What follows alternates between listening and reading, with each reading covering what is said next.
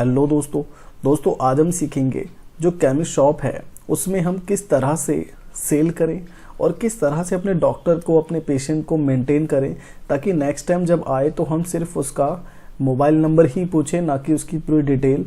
तो इन सबको किस तरह से मेंटेन करें तो हम इसी में देखेंगे। तो सबसे पहले तो हम इसमें ये जानेंगे कि सेल एंट्री पे पहुंचने के कितने तरीके हैं।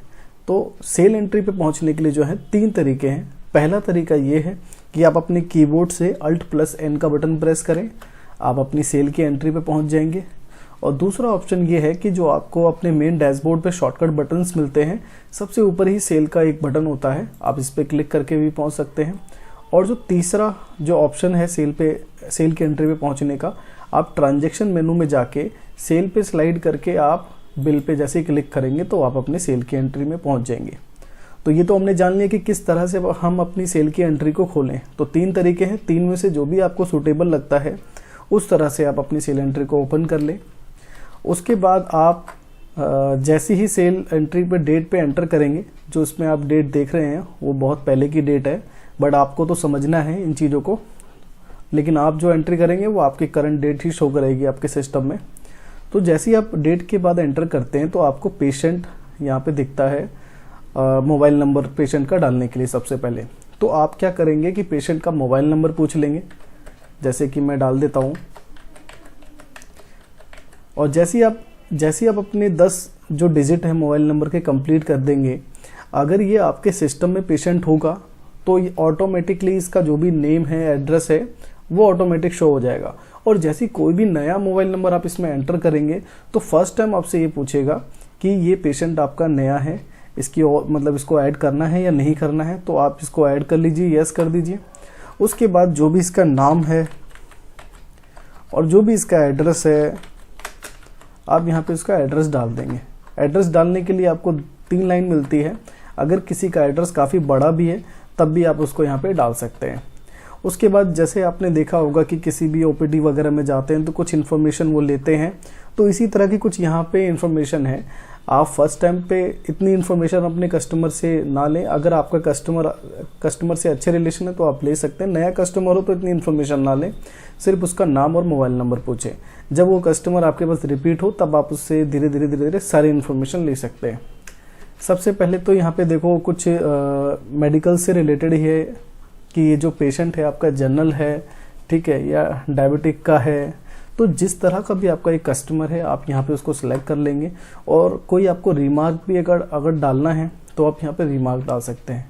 और कुछ इसी तरह से आपको कुछ और भी नीचे डिटेल है, जैसे एज, वेट, मेल है या फीमेल है, तो वो भी आप यहाँ पे डाल देंगे। अगर उसका बीपी है, कोई शुगर है, तो आप उसको भी यहाँ पे डाल दें ताकि सारी इन्फॉर्मेशन आ जाए। और उसका जो भी उसके पिताजी का जो भी नाम है या उसके हस्बैंड का जो भी नाम है आप यहाँ पे डाल देंगे। और आईडी नंबर में जैसे आधार कार्ड वगैरह, ठीक है। और फ़ोन नंबर में ऑटोमेटिक फ़ोन नंबर आपका पिक हो जाएगा। डिस्काउंट में आप अगर इस पेशेंट को डिस्काउंट देना चाहते हैं तो यहाँ पे आप डाल देंगे। ऑटोमेटिक इसके जो जितने भी बिल जनरेट होंगे ऑटोमेटिक इस पर डिस्काउंट लगता रहेगा। तो मैं अभी यहाँ पे कर देता हूँ 5% और इसको मैं कर देता हूँ सेव। जैसे ही आप सारी एंट्री कंप्लीट कर लेंगे तो ये आपको ले जाएगा लेजर डिटेल पे, ये पूछने के लिए कि ये कस्टमर आपका कैश का कस्टमर है या उधार का कस्टमर है। अगर आपका ये कैश का कस्टमर है तो आप इसको कैश चूज कर लेंगे। यदि ये उधारी का कस्टमर है आपका तो यहाँ पे आप F2 प्रेस करेंगे और यहाँ पे संडी डेप्टर पे इसका लेजर बना देंगे। जैसे ये राहुल कस्टमर है मेरा,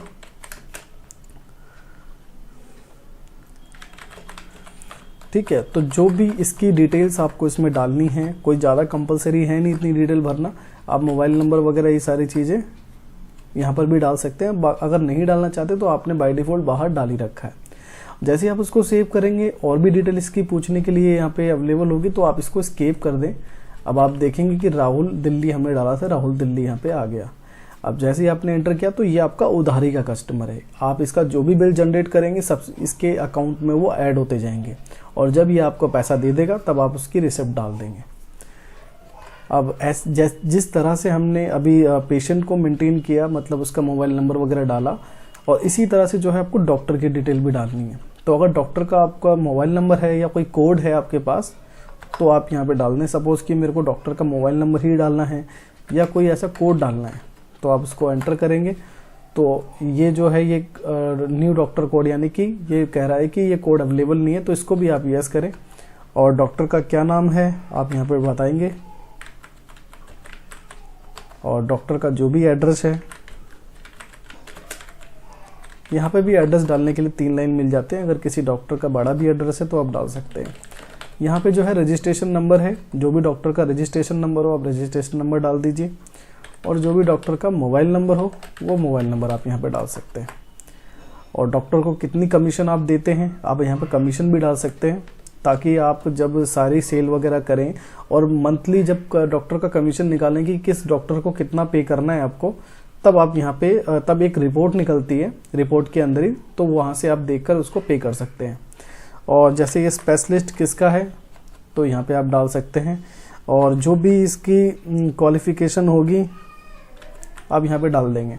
तो मैं तो जो है फॉर एग्जांपल ही डाल रहा हूँ, बाकी आपका जो भी एक्चुअल हो स्पेशलिस्ट, जो भी एक्चुअल हो क्वालिफिकेशन हो वो आप डालें। तो ये जो मैं कर रहा हूँ कस्टमर का जो हमने सबसे पहले कस्टमर की डिटेल बनाई, उसके बाद हमने डॉक्टर की डिटेल बनाई, ये हमें सिर्फ एक ही बार करना है। और उसके बाद जब हम नेक्स्ट टाइम इसको बिल करेंगे तो ये ऑटोमेटिक हमारे पास सिलेक्ट होके आ जाएगा। ठीक है, फर्स्ट टाइम ही आपको थोड़ा सा टाइम लगेगा, नेक्स्ट टाइम जब है आपका काम बहुत ईजी हो जाएगा। जब आपकी डिटेल कंप्लीट हो गई तब आप यहाँ पर जो है क्या मेडिसिन उसको देनी है वो सारी की सारी प्रिस्क्रिप्शंस डॉक्टर ने दी होगी, तो आप जो है उस प्रिस्क्रिप्शन के हिसाब से ही उसको मेडिसिन आप दे दें कि कौन सी कब मेडिसिन आपको देनी है। तो मैं तो फॉर एग्जांपल ही यहाँ पे मेडिसिन डाल देता हूँ कि जो भी देनी है। ठीक है, अगर कोई मेडिसिन ऐसी होगी कि आपने डिस्काउंट दे दिया कस्टमर को और उसके बाद अगर वो लॉस में है तो आपको कुछ इस तरह का पोर्शन देखने को मिल जाएगा कि इसमें आपका 10 रुपये का लॉस है, तो आप यहाँ पे उसको एक्शन भी ले सकते हैं। ठीक है, तो मैं फ़िलहाल कोई एक्शन नहीं ले रहा।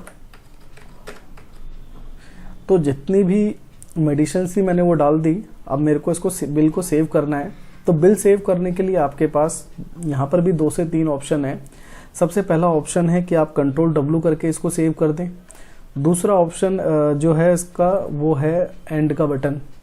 सबसे बढ़िया ऑप्शन है एंड का बटन। आप डायरेक्टली एंड का बटन प्रेस करें, आपसे बीच में और कोई भी ऑप्शन नहीं पूछेगा, सिर्फ पेमेंट कलेक्शन के अलावा। तो मैंने जैसे एंड का बटन प्रेस किया तो मैंने कोई 5% यहाँ पे डाला नहीं है। अगर आप देखेंगे बिल को तो यहाँ पे देखो 5% ऑटोमेटिक डलकर आ गया, सिर्फ मैंने एंड का बटन प्रेस किया। तो ये क्यों हुआ? क्योंकि हमने राहुल का जब हम यहाँ पे कस्टमर जो है डिटेल जब बना रहे थे तभी हमने डाल दिया कि राहुल को हम जो है 5% का डिस्काउंट देंगे। तो ये चीज़ आपकी ऑटोमेटिक लगनी स्टार्ट हो जाएगी और ये फिर हमें लॉस के लिए बता रहा है, जैसे कि मैंने अभी आपको बताया। उसके बाद एंड का बटन प्रेस कर देंगे तो आपका डिस्काउंट लग जाएगा, डिस्काउंट। और उसके बाद फिर आपको कंटिन्यूसली एंटर करते जाना है, जैसे कि मैं एंटर कर रहा हूँ। अब ये सेव पे भी मुझे एंटर करना है। अब जैसे ही मैंने इसको सेव किया तो अब यहाँ पे मैं दोबारा से एंटर करूँगा तो मेरा इनवॉइस एक निकल कर आ जाएगा। अगर मुझे उसके 2 इनवॉइस चाहिए तो मैं यहाँ पे 2 नंबर प्रेस कर दूंगा। अगर मुझे इसके 3 इनवॉइस चाहिए तो मैं 3 नंबर प्रेस कर दूंगा। या फिर यहाँ पे जो बहुत जो है केमिस्ट शॉप की क्वेरी होती है मेरे पास कि सर हमें जो है इस इनवॉइस को देखना है बिना बिल निकाले, तो आप यहाँ पे F का बटन प्रेस करके देख सकते हैं, F फॉर फिश।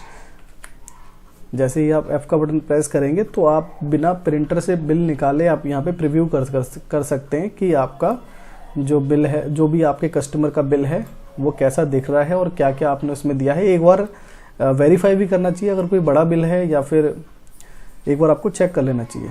तो यहाँ से हमने जो है चेक कर लिया। एक क्वेरी और होती है केमिस्ट शॉप की कि हमें जो है अपने कस्टमर को PDF का बिल निकाल कर देना है, तो वो हम किस तरह निकाल कर दें।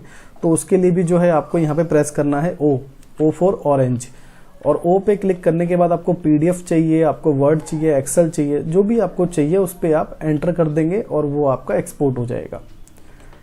ठीक है, तो अब मैं इसको स्केप कर देता हूँ।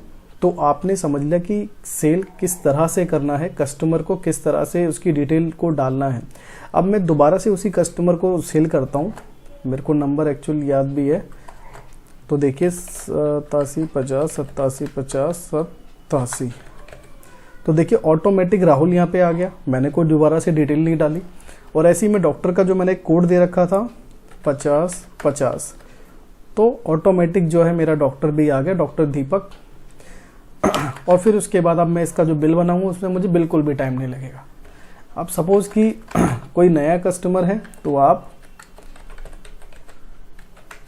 जैसी सिस्टम खुद आपको बता देगा, कोई भी अगर आपका नया कस्टमर होगा तो आपको जो है यहाँ पे पूछेगा ऐड करने के लिए। जैसे कभी कभी क्या होता है कि कुछ कस्टमर ऐसे हैं, हमें उसको ऐड नहीं करना, हमें उसकी कोई डिटेल ही नहीं रखनी, सिर्फ वन टाइम कस्टमर है, चढ़ा सामान लिया गया, तो हम इसको यस नहीं करेंगे, हम इसको नो पे ही एंटर मार के इसका मैनुअल जो है बिल हम यहाँ पे काट देंगे कि हमने जो है ये यहाँ पर भी हमसे पूछेगा, तो हमने सबको आपको नो नो करना है। अगर आपको उस कस्टमर को मेंटेन नहीं करना तो आप उसको नो नो कर दें। और ऐसे ही अगर डॉक्टर है तो डॉक्टर का कोड अगर आपको मेंटेन नहीं करना तो यहाँ पे भी आप जो है सबको नो नो कर दें। ठीक है, तो आपको कस्टमर को जो मेंटेन करना है उसे यस करना है, जिसे नो मेंटेन नहीं करना उसे नो कर देना है। और नेक्स्ट टाइम जिसे आप मेंटेन करोगे, यस करोगे, वो आपका सेव्ड हो जाता है आपके सिस्टम में। नेक्स्ट टाइम कभी भी वो आता है तो ऑटोमेटिक वो डिटेल आपको यहाँ पे शो अप हो जाती है। जैसा कि आपने देखा होगा कि आप किसी रिलायंस स्टोर में जाते हैं, किसी भी रिटेल स्टोर में जाते हैं, जैसे विशाल मेगा मार्ट, बिग बाजार हो गया, तो वो आपसे क्या है वन टाइम आपका नंबर, नाम पूछ लेते हैं। नेक्स्ट टाइम जब भी आप उनके पास विजिट करते हैं तो आपका नंबर ही पूछते हैं वो आपसे, और फिर वो आपके नाम से आपको पुकारते हैं। तो आप भी इन चीज़ों को मेंटेन करो ताकि आपका कस्टमर बेस बढ़े और कस्टमर के बिहेवियर को आप अच्छी तरह से पहचानें कि कब कौन आपसे ले गया है, क्या आपकी उधारी वगैरह चल रही है। तो हम जो है एक उधारी का भी देख लेते हैं कि हमने अभी जो है राहुल को सेल किया था। अब ये कैसे देखें कि राहुल के कितने पैसे बन रहे हैं और कितने पैसे हमको लेने हैं। तो इसके लिए आपको जाना है बुक के ऑप्शन के अंदर ऑल लेजर, और यहाँ पे आपको सर्च कर लेना है राहुल। अब राहुल से जो है आपको 429 रुपये 40 पैसे लेने हैं, और वो भी आपको आप यहाँ पे साइड देखेंगे तो राहुल का जो है बिल ऑटोमेटिक यहाँ रिफ्लेक्ट होगा। बिल नंबर 6 31/3 को कटा है, 429 का है, 221 डेज हो चुके हैं आज के करंट डेट के हिसाब से। मैं कुछ बैक डेट की ही बिलिंग कर रहा हूँ तो ये मुझे दिख रहा है। बाकी जो आप अच्छे से ट्रांजेक्शन डालेंगे तो वो आपको वो अच्छे से शो अप होगा। अब क्वेश्चन ये है कि जो 429 रुपये है, अब वो आप उसमें से आपके पास 400 रुपये आ चुके हैं राहुल की तरफ से, तो उसकी एंट्री कैसे करें? उसकी एंट्री आपको करनी पड़ेगी रिसिप्ट में। तो आपके पास यहाँ पर भी ऑप्शन मिल जाता है रिसिप्ट का, और दूसरा जो तरीका है आपका वाउचर एंट्री में जाके आप रिसिप्ट कर लेते हैं। तो मैं आपको एक रिसिप्ट की एंट्री करके दिखा देता हूँ। तो जैसे ही आप यहाँ पे एंटर करेंगे तो सबसे पहले ये पूछ रहा है कि किस पार्टी से आपको पैसे मिले। तो मैंने यहाँ सर्च कर लिया राहुल, और कितने रुपए मिले, मैंने एंटर कर दिया 400 रुपये। अब ये 400 रुपये किसी भी बिल से मैच नहीं कर रहा, तो ये हमसे कह रहा है एडजस्टमेंट करने के लिए। तो जैसे ही आप इस पे एंटर करोगे, राहुल के जितने भी बिल यहाँ पे अवेलेबल होंगे, जैसे कि अभी एक ही बिल है और भी मल्टीपल बिल होंगे, तो आपको यहाँ देखने को मिलेगा 2-3 ऐसे लाइन सी लगी होगी। तो आप इसको एडजस्टमेंट कर दीजिए इसी से, और अगर कुछ रिमार्क वगैरह डालना है तो रिमार्क डाल सकते हैं आप। उसके बाद ये पेमेंट मोड पे आ जाता है, और जिस पेमेंट मोड से भी कस्टमर ने आपको पेमेंट की है आप यहाँ पे उसको चूज़ कर लें। अब ये कैसे चूज़ करें, आप यहाँ पे नीचे की साइड में अगर पढ़ेंगे, आपको अगर पेमेंट मोड चेंज करना है तो स्पेस बार का बटन दबाना है। अब उन्होंने ऑनलाइन पेमेंट करी है या आपको कैश पेमेंट करी है, तो जिस तरह से भी आपको उन्होंने पेमेंट करी है आप वो चूज़ कर लेंगे। अगर उन्होंने आपके बैंक में पेमेंट करी है तो आप यहाँ पे बैंक का अकाउंट क्रिएट कर लेंगे। तो मैं अभी इसको कैश कर देता हूँ।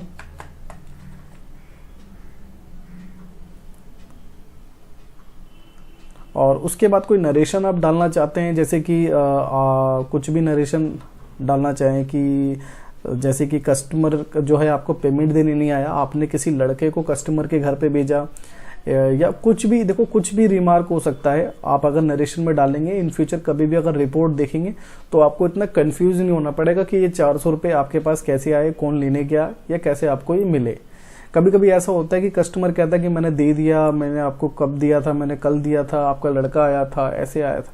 तो कुछ भी ऐसे इश्यूज हो सकते हैं। तो जो भी पेमेंट कस्टमर से आए और जिस थ्रू भी आया, अगर आपने डायरेक्ट रिसीव नहीं किया, लड़कों के थ्रू रिसीव हुआ है आपका, या आपने लड़कों को भेजा है, तो आप नरेशन में डाल के रखें, ताकि कस्टमर जब भी आपसे कोई इश्यूज क्रिएट करे आपके साथ, तो आप उसको सॉल्यूशन दे सकें कि आपने इस तरह से पेमेंट करी इस डेट को। ठीक है, अब उसके बाद इसको सेव कैसे करें, एंटर आप करें कंटिन्यू, ये आपका सेव हो जाएगा। अब हमें देखना है कि अब मैंने इसको स्केप कर दिया है, अब हमें ये देखना है कि राहुल का बैलेंस कितना रह गया। अब तो मैं दोबारा से जो आता हूँ बुक के मेनू में ऑल लेजर, और मैं यहाँ पे सर्च करता हूँ राहुल। तो अब राहुल से मुझे सिर्फ 29 रुपये लेने हैं। आई होप आपको बहुत अच्छा लगा होगा कि किस तरह से हम केमिस्ट शॉप में सेल की एंट्री करें, कस्टमर की डिटेल को कैसे मेंटेन करें, और कोई जो हमारे पे वन टाइम कस्टमर होते हैं तो उसको भी कैसे हम मेंटेन करें, और जो भी डिस्काउंट वगैरह है, डिटेल्स वगैरह हैं, डॉक्टर की डिटेल्स वगैरह हैं, कैसे हम डालें। तो ये सारा का सारा मैंने आपको प्रैक्टिकल अच्छे तरीके से बताया है। अगर फिर भी आपका कोई क्वेश्चन है तो आप मुझे कमेंट करिए, मैं आपको उसका सॉल्यूशन दूंगा। And thanks for watching.